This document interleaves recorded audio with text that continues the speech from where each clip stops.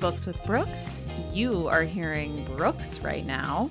I am here to introduce this thrilling special episode of the podcast, which features an interview with the author of our July 2019 book, Castle of Water.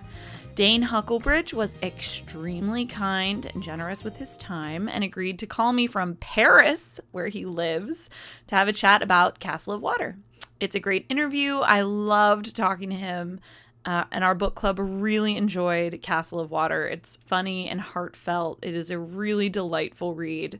It comes highly recommended by the whole Books with Brookes squad. So what follows is a recorded interview with Dane where we discuss a ton of stuff, from wearing contacts to being from the Midwest to his favorite type of literature, which is something he calls fun brow, which is now exclusively what we're going to aim to read in Books with Brookes. Take a listen. I really hope you enjoy it. And thank you again to Dane Huckelbridge for his time and for writing such a wonderful book.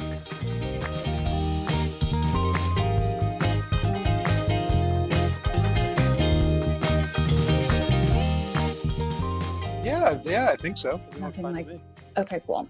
I was doing some poking around on Goodreads and like looking at other people's reviews. And I saw the one that you left, which was so cute, about fun. What did you call it? Fun brow? Yeah, fun brow. What does that mean? I didn't invent that term. It was, that's a real one. It was it was an acquaintance who's a playwright, but he, I was working on a project with a friend, and he was helping. We were using some of his materials for a website, and he commented that that he liked the tone that when we wrote that he called it fun brow. It was highbrow meets I don't know where fun meets highbrow, I guess. Yeah, I like that. Somewhere sort of literary stuff that at the same time has a sense of humor and doesn't take itself too seriously. I guess that's what you could call it. And so yeah, he coined the phrase. It wasn't me, but I always liked that term fun brow. I thought it was sort of a nice way to describe the kind of literature I like. And I don't always write what I would consider to be fun brow, but yeah, quite a bit of what I write kind of I like it. I enjoy a little humor and a little wit kind of woven in there. And I love literature, but it's not something I take super seriously. And I tend to think people who do usually, I don't know. I mean, at the end of the day, it's just storytelling. And to tell a good story, you have to amuse people or keep them captivated to a certain extent. So I like a little humor and wit in writing. And your book was like very funny. I thought that the narration like added a whole like humorous bent that everyone really, really liked. Oh, well, thank you. I try. Yeah. Well, so I have this book club in Chicago. This August, we celebrated our 1-year anniversary. So your book was the 11th one we read. And It was like the first book. I always start every book club by asking like, did you like the book? And then I make everyone vote yes or no. And this is the first time that everyone, like all 12 attendees, said yes. Oh, wow. Well, that's an honor. Well, thank you very much. I'm honored. At least one naysayer. So good job. It was a crowd pleaser. Thank you. I'm humbled. It's quite an honor. It was great. Everyone liked it. So we kind of talked about, I usually write questions in advance and then we go around. I know some book clubs like don't talk about the book, and I think that's ridiculous. We sit and talk about our books for like several hours. Okay. So we had we sat on a patio, and it was summer in Chicago, and I kind of picked it. I don't even know where I found it. But I picked it because I wanted something that was sort of like a summer-ish read. So I was like, oh yeah, like Trapped on a Desert Island, that will work. But I had not read it before. I think I maybe just found it on Goodreads. I'm not really sure. So we did not know what to expect, and everyone was so happy. So do you live in Paris? Yes, I do. I live in Paris, France. I've lived here 3 years, and before that I lived in New York City for a long time. And I'm originally from Cleveland, Ohio. Okay, so you do have a Midwest connection. We were all speculating about that. Yes, I am familiar with the Midwest, and my family, the Huckelbridge side, does originally come from southwestern Illinois too. That's where our family farm is. Yeah. Okay, cool. So how much of like these two characters like is sort of from your life? Um, let's see. I quite a bit is taken from real life, but then quite a bit is sort of invented and added to. So I'd say it's a bit of both. I'd say I do like drawing from real life because it gives the little details I think sort of give everything a feeling of whether it's illusion or not, I don't know, but a feeling of authenticity, I guess, those little details. So I do like to do that. But then quite a bit is invented as well. So it's I guess you could say there's quite a bit of real life inspiration, but at the same time they are fictional characters with their own fictional personalities and fictional ideas. But I mean, I'm for the protagonist, just for background information for Barry, there's quite a. I think anyone who knows me knows there's quite a few similarities, but there are quite a few differences too. Yeah. Well, I was wondering about that. I love your last name. That's such a good last name. I Oh, my dad lives in New Orleans, and you talked about New Orleans a bit in the book. But his longtime partner, her last name is Turnip Seed, turnip seed. but Wow. her family is French, so her maiden name is Fayard. Um, but then she married a Louisiana man of the last name Turnip Seed. Uh, So anyways, your last name reminded me of hers, and then the French connection too. I thought that was so funny. So you speak French though, I assume. yes, I do speak French. I mean, not perfectly, and I speak it better than I write it. I'd say because it's kind of more practical. I don't for my writing here and everything like that, I do it in English, not in French.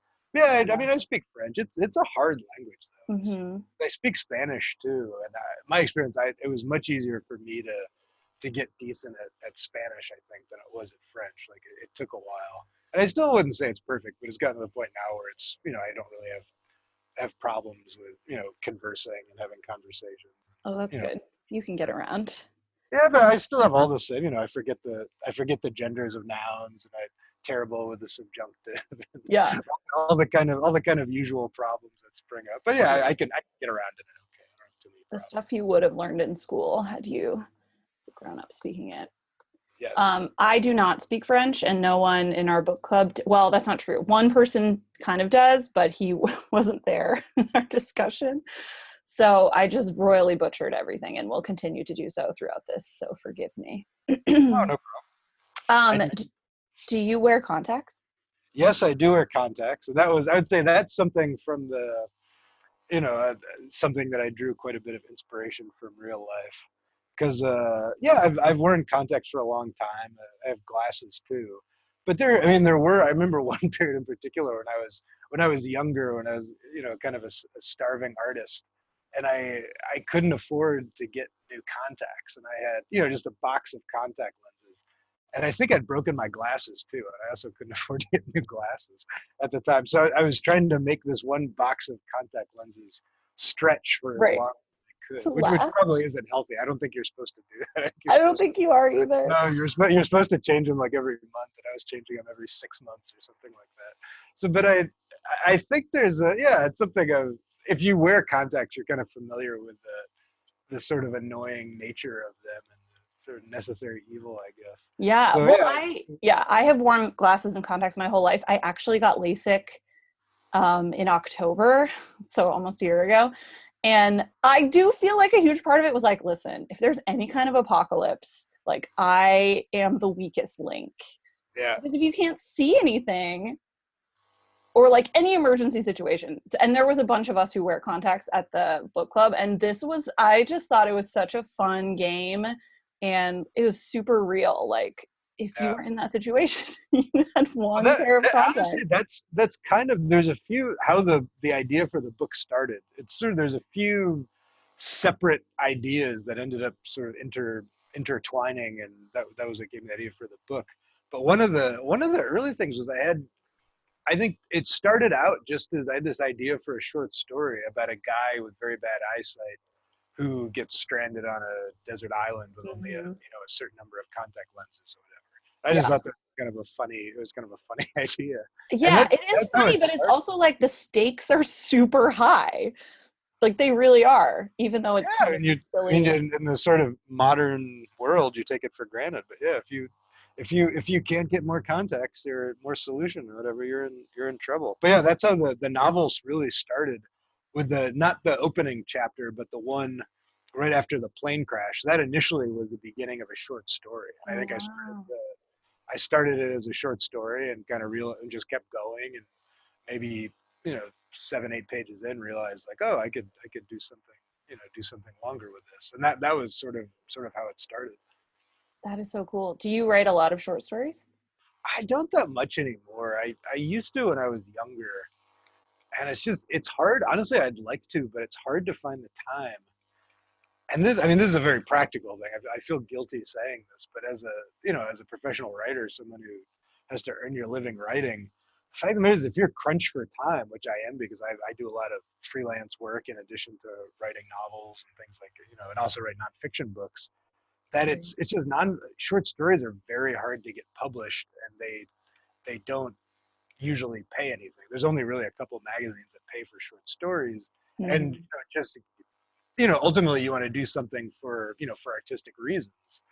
But I guess my confession is, even though I like writing short stories, it's so hard to find enough time to work on books, to work on novels, that the little bit of time I have to sort of indulge myself and do that, I tend to focus on novels rather than short stories, just because it's sort of, I don't know, I feel guilty saying it, but it's, career-wise, it's kind of a go big or go home. Yeah, it's kind of a smarter move. But I do like writing short stories, and I used to do it a lot more, but I don't have as much time as I used to devote to it, which I wish I did. Maybe at some point that'll change if I ever I don't know if I ever hit it big. Maybe I'll go back to writing more short stories. Well, are you trying to sell this as a screenplay? Because I would see the movie. Yeah, actually, I can't say too much, but yeah, the rights were acquired by a Hollywood producer, and there are things in the works, but I think at present I'm not allowed to say much more than that. But yeah, there's the strong possibility it could be a movie, and there's people working on it now somewhere somewhere in LA. Well, listen, our book club has already cast the lead as Marie Cotillard. You know her from? Oh, okay. Yes, I am familiar with. Yeah. Yeah. So, well, I'll see what happens. I'm keeping my fingers crossed and hoping that the movie stuff works out, but we'll see. I mean, Hollywood's kind of it's a whole different world that I don't know very well. But yeah, if that worked out, that would be dynamite. That'd be great. And I also think Jason Sudeikis as Barry would be an excellent choice. I'll have to look that one up. I'm not sure off the top of my head. He's from like SNL. Oh, okay. He's really very funny guy. I saw him in LA recently, so he's been on my mind. Oh, okay. Have you visited French Polynesia? I've never been to French Polynesia. The closest sort of that latitude. I lived in the Caribbean for a bit. I lived in Puerto Rico and the Dominican Republic, which is not at all the same part of the world, but there are palm trees and beaches. Yeah, surrounded by water. But no, I've never been to French Polynesia. So there was a fair amount of research involved, but also I felt like I could take some liberties just because the island itself was imaginary. It's not a real island, so I could take some liberties with that and not feel too guilty about it. But at the same time, in terms of, there was some research involved in sort of the various the types of sea life that live in the South Pacific, and certain aspects of ancient Polynesian culture and things like that. Yeah. So I felt like a lot of the book was really historically accurate, even though like the main character's story is fictional. Mm-hmm. Which I think I only discovered after Googling some stuff, like Jacques Brel. I was like, are these people really buried here? And then it turns out, yes, they are, which is crazy. And they both have this like connection to French Polynesia and this one particular island. So what, are you a history buff, or what was the motivation for that? So I studied, that was my major at university, at college. And I also write historical books on the side. I had won my last history book that just came out, nonfiction book, was about a famous man-eating tiger in India. Oh, And right. that book is called No Beast So Fierce. Yes. And I've done a couple other historical nonfiction books too. So I sort of dabble in both, which I don't know. I kind of like both, and the one novels are a little more creative, and nonfiction are a little more academic. But I kind of I try to weave a fair amount of creativity into the nonfiction, and also a fair amount of history into the fiction. So I think there's some overlap. It's always kind of just about storytelling, I guess. Just in one case, the stories are real, in the other case, not. And but yeah, history is something I've studied, I'm interested in. And most of my fiction tends to have these a lot of history and a lot of kind of odd cultural references. I think tend to sneak their way in, just sort of like. Yeah. Well, I thought it gave like very cool perspective. Like I felt like I was like using Google Maps and like starting really close on an address and then zooming out and zooming out and zooming out and zooming out until you can see like the whole world. Like you did that a lot with like, okay, we're on this island, but also while these two characters are here, like this is happening in this part of the world and this is happening in this part of the world. I really liked that. And I think everyone did that kind of perspective. Yeah, well, I'd say another thing is I not all the time, but a lot of times when I write things, I kind of like the idea of these little digressions. And I think it was in The Catcher in the Rye or whatever, when Holden Caulfield was talking about how I think they all had to give presentations in class, and how the teacher would sort of scold them. They had to call out if anyone went off course and went on a digression or whatever it was, that they had to sort of call him out, and how much that bothered him because he thought that's what kind of made stories interesting. And I think that's to an extent true. And I think these days, I don't know, just because the sort of, I don't know, like MFA kind of this sort of mentality about all fiction has to be, like honed in a certain way and tightened in a certain way, and there's sort of rules to this. And I've always been somewhat against that. Like I don't think there's any rules to telling a good story. It's just being a good storyteller. And if digressions and sort of side stories and things that different storylines that overlap, whatever. If it makes the story more compelling, then it works. And I don't. I think it's a nice thing to have. So yeah, well, I also think it's much more true to like the way that we tell stories. Because most people, like, you don't just do it in a linear fashion. You're like, oh, detour, like, and before I keep going, this part, which you need to know, and like, oh, this other thing that, like, the people who are able to do that and do it well, like, are the best storytellers, even if they're like taking left turns and filling in more information and all that stuff. Yeah, I guess that's sort of what I was thinking when I did that. But this story, I think part of the reason too that this book has a lot of that is because so much of it is set just on this one tiny little island, at the size of a city block. So I think just for the sake of the story, it made sense to go on these little digressions and travel around the world and travel through history and do these little side stories just to keep it from getting, I guess subconsciously or consciously, I don't know which, that it occurred to me in some way that if the whole story was just on this island, that it would get a little too claustrophobic. Yeah. And you need to create this sort of space where where the same way sort of Barry and Sophie on the island are, always like to sort of defeat this feeling of claustrophobia or being trapped, like tell stories about each other's lives and listen to music from all over the world on their shortwave radio and things like that. Mm-hmm. To keep the story kind of vibrant and moving to sort of, journey beyond this tiny little island. So it did, stay fresh and lively and interesting. So that's probably part of the reason why it was like that as well. Yeah, I love that. We did debate a fair amount the structure where you start in Paris, sort of like ahead, so it's really like we're looking back in time, because the beginning of the book is like, oh, we're with this guy and he's in Paris and he's visiting a cemetery and there's these students. And I really loved how it was laid out. Some people were like, I thought it was a spoiler. Like I kind of knew what was going to happen, like, because we started out in Paris with this guy. So why did you lay it out the way you did? Well, that's something that it is, you could, I think, I mean, without giving too much away from the book, it sort of is, you could see it as a spoiler in that it hints at something, but at the, it hints at ending, but at the same time, I think for me anyway, it creates this question mark of how so you kind of know from the beginning that he gets off the island. Yeah. And that some, he's at a cemetery visiting someone who's died, and he puts bananas on the grave. Mm-hmm. So you know that. So then the big question mark isn't so much if they're going to get off the island. It's a question of how. Yeah. And how this all happens. Mm-hmm. And I guess it's a slightly different sort of suspense, but I kind of like that kind of suspense. And also, I think because of that, it allowed, in terms of the plot, to play around with a little bit.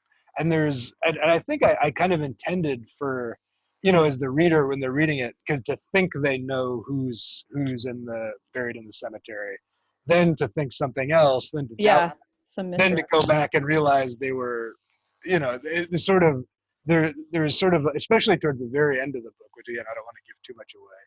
But I think I sort of knowingly had this idea that you had, anyway, I'm worried I'm going to give too much away. Oh, okay. But it allowed that you did, it's sort of like it gave away a bit more in the beginning doing that, but at the same time, it allowed the narrator, the plot to create these tensions and surprises later in the book that to me, I thought sort of were trumped, were more important than that initial possibility of having a slight spoiler. So I think that's what I was trying to do. I don't know. Yeah.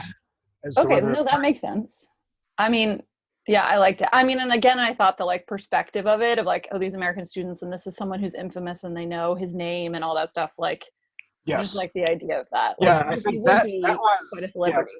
Yeah, that was. I think that's the other thing too, is to create this idea that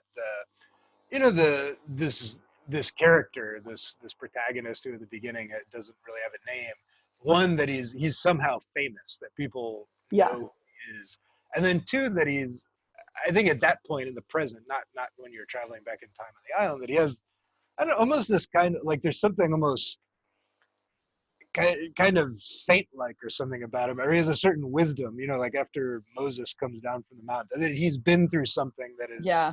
That has changed his outlook on life. His perspective.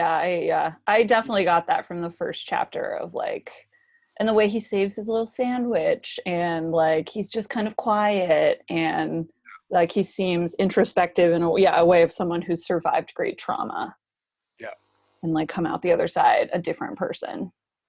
Yeah. Yeah. Yeah. So yeah, I guess that's those are all reasons why. Yeah. You mentioned this chapter already, but I think my favorite chapter in the book was chapter 8, where we get the backstory of the pilot and then the details on the plane crash and how it all happened. And it was my favorite chapter. I think just the detail, it was so specific. And I also liked it because you think the story itself is fantastic. These, they are in a plane crash and they get stranded on this desert island. That's crazy. But the way that you described the whole series of events made it so plausible to me. It just felt yeah, okay, this is how we got from A to C, and that makes total sense. Yeah, I guess on that chapter, I felt like it was necessary too, because I guess just in the sort of the modern age, something like that seems so unlikely. Yeah. That someone could be stranded and not rescued. And so I feel like I needed a good chapter to explain how this was possible, this sort of sequence of unlucky events that made it so it was, it was impossible to rescue them, or so no one could find them. And I don't know, as for the backstory too, I guess the pilot, I wanted, he could come across as kind of bad because, is because of his sort of drinking, I guess, indirectly that caused the crash, but I also wanted him to come off as slightly sympathetic. There's a reason why why he's drinking so much the day before he's supposed to fly a plane, and he's kind of a sad, a tragic. Oh yeah, he's you feel pretty bad for him, and yeah, you did a great job of making it all seem oh, I see why he would do that. Because it's oh, there's a storm. Why wouldn't you radio someone? And then you all of it is explained in a super believable way and very beautifully. Also, I read it on a plane. Oh, I'm so brave. Hopefully no lightning storms. No lightning storms, and no, we weren't flying over open water at any point. I was flying from Tennessee to Chicago, so we were good. Okay. Yeah. Okay, this is one of my favorite questions to ask people, and I don't know if you are prepared, but do you have a favorite sentence or paragraph from the book that sticks out to you that you would like to read? Ooh, let me see. Let me see if I can.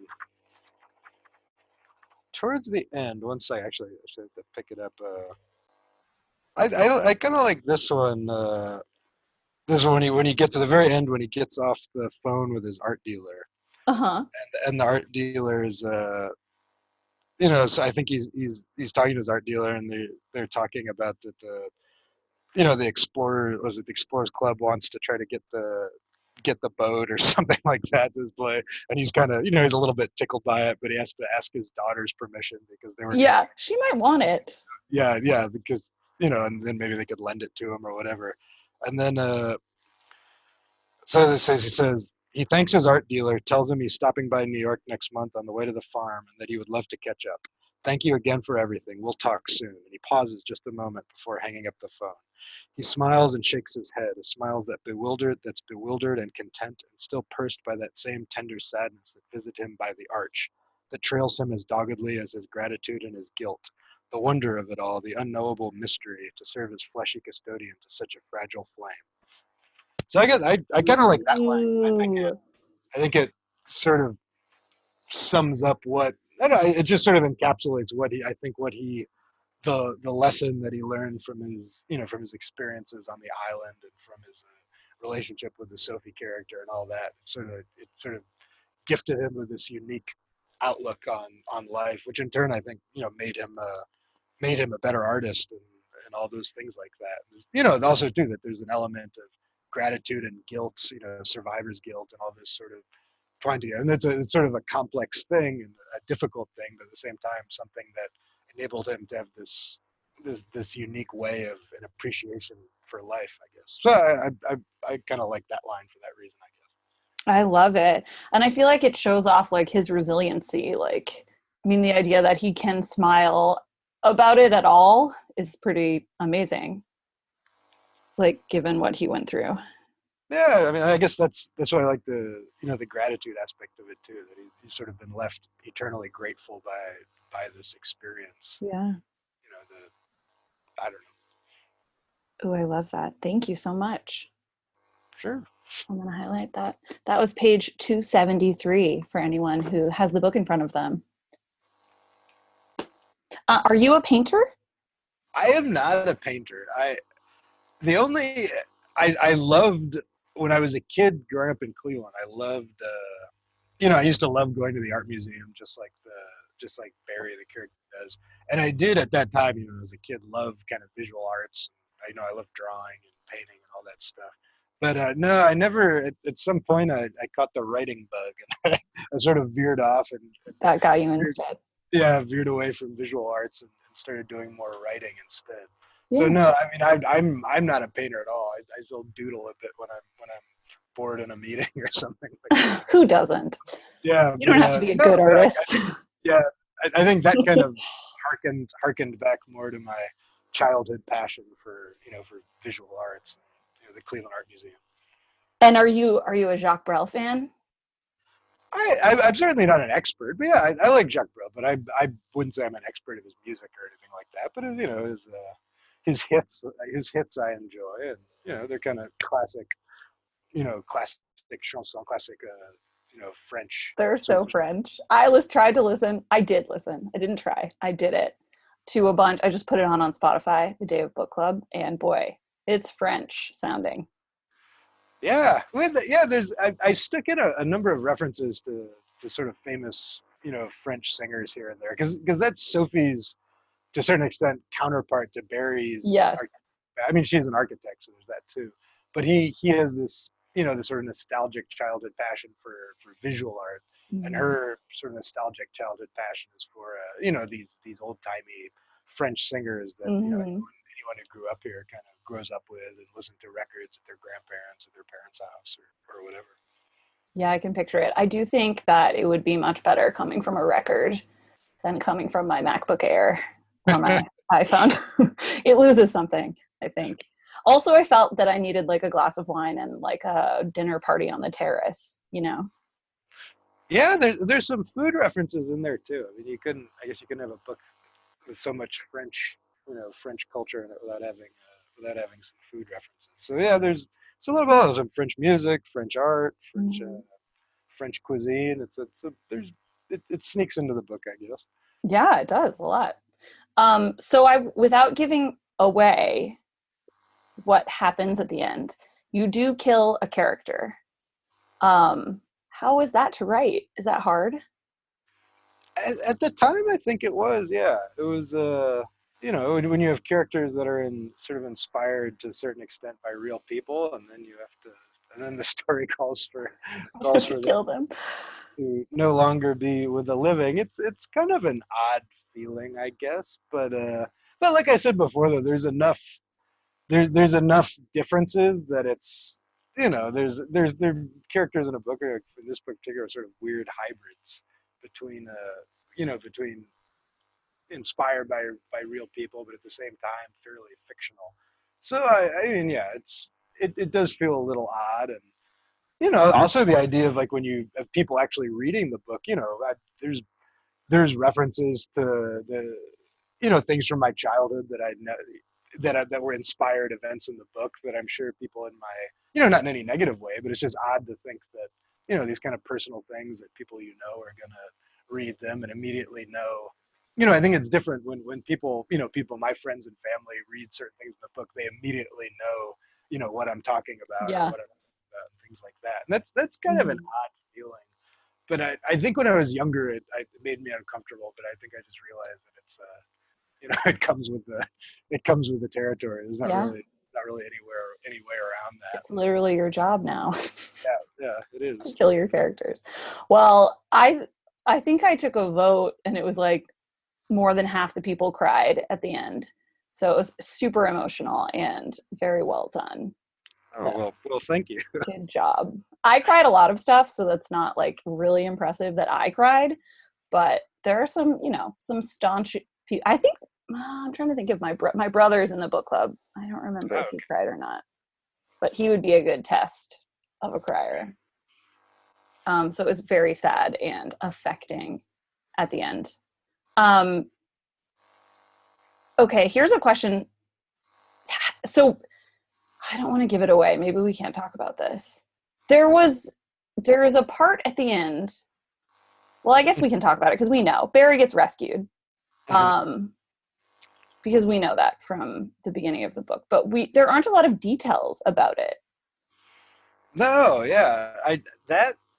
I made the decision to purposely leave that part out, to kind of leave that part a little mysterious. And there's you could imagine a few different scenarios for all that. Oh, we went through all of them, I'm sure.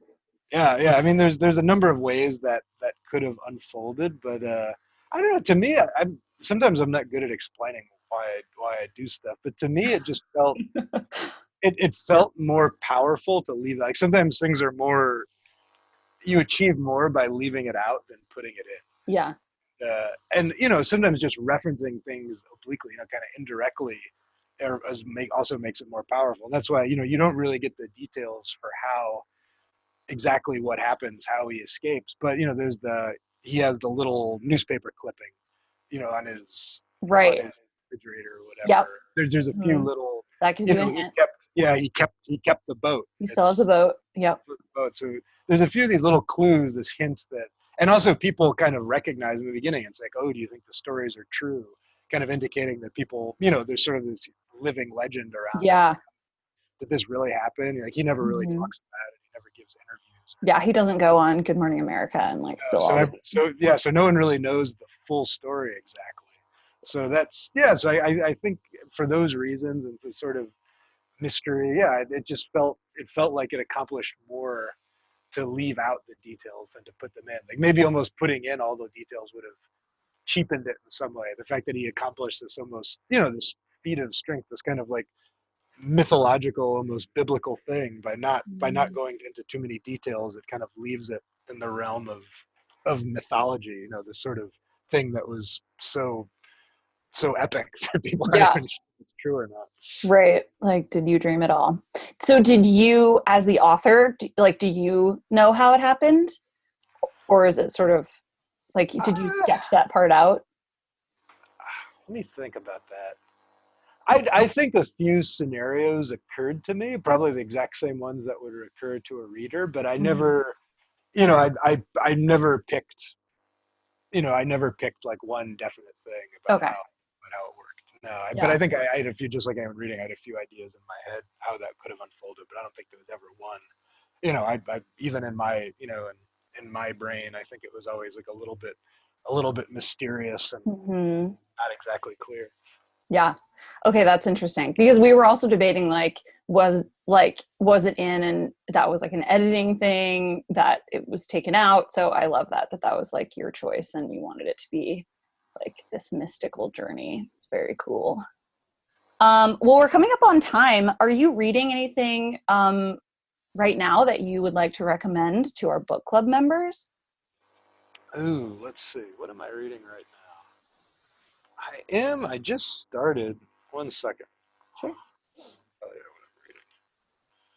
I don't normally read things on my phone, on the Kindle, or whatever, but this time I did just because in France, sometimes it's easier to do it. Find them in English? Yeah, I want to make sure. So James Salter Dusk. It's a series of short stories by James Salter. Oh, so okay. That's what I'm reading at the moment. And so far, I don't know. So far, it's pretty good. James Salter is a great writer, and he writes a lot about, quite a bit about France and things like that too. So that's what I'm reading at the moment. I'm only about a third of the way through, so I can't tell you how good it is, but it's short stories. So. Okay. Great. Thank you for that recommendation. Well, we also, I want to check out your other books. This is the first one that I've read. So I have them on my Goodreads list and I will track them down. Sure. Well, no, the last one, No Beast So Fierce, about this famous man-eating tiger in India. That one I think is a pretty, it's historical, but it reads, it's just such a terrific story. I mean, there's no thanks to me, but just because it's such a sort of captivating story. It's about it's a true story about a tiger that they believe ate over 400 people. What? And it's in Nepal and India, right around, between 1900 and 1907, around that time.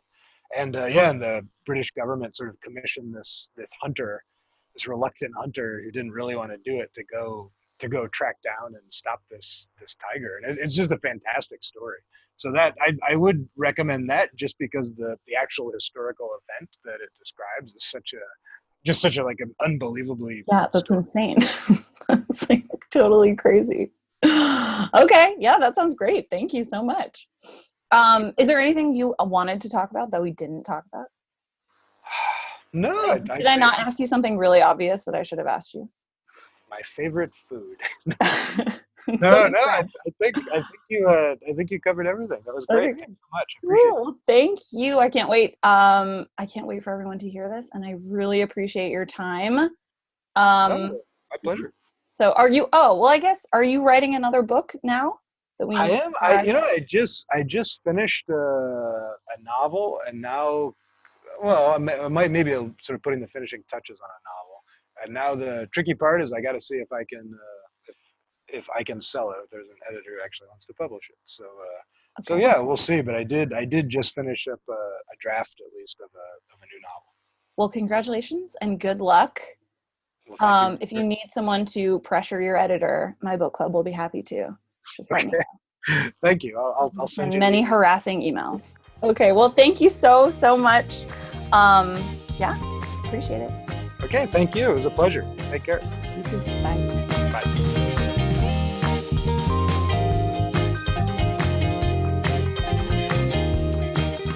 Books with Brookes is in the Press Play Podcast Network, and our theme music is by Jonathan Allen.